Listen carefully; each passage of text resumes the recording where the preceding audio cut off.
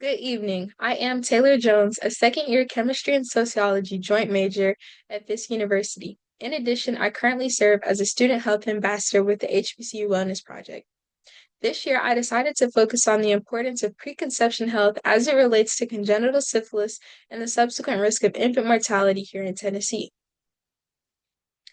Both nationally and locally, syphilis and congenital syphilis are on the rise. According to the 2020 Tennessee Department of Health STI report, congenital syphilis cases have risen 400% between 2016 and 2020. In addition, according to Healthy People 2030, nationally, syphilis and congenital syphilis are recognized as major issues that are getting worse and in need of reduction. My project focused on whether or not an educational intervention would increase knowledge and awareness for at-risk groups such as minority college students attending an HBCU.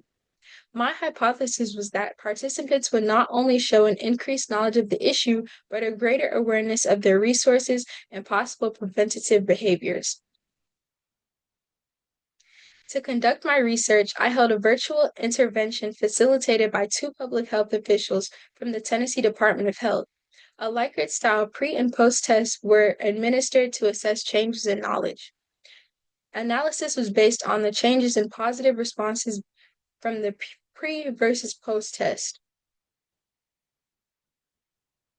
The session focused on issues such as the importance of preconception health, how syphilis is transmitted, and the national versus local rates of syphilis and congenital syphilis.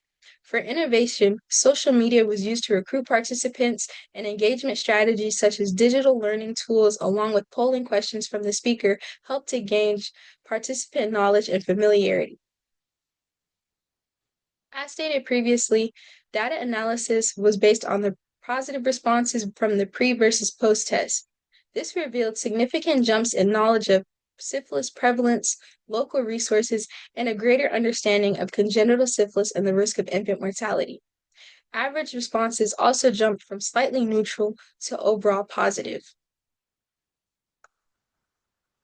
In conclusion, the intervention was beneficial and students did demonstrate a greater knowledge of the issue. However, the study was limited due to a number of issues such as a limited sample size, a lack of sample diversity, and more. For future reference, changes such as a longer or in-person program and a more diverse sample size could prove beneficial. Thank you for your time and consideration.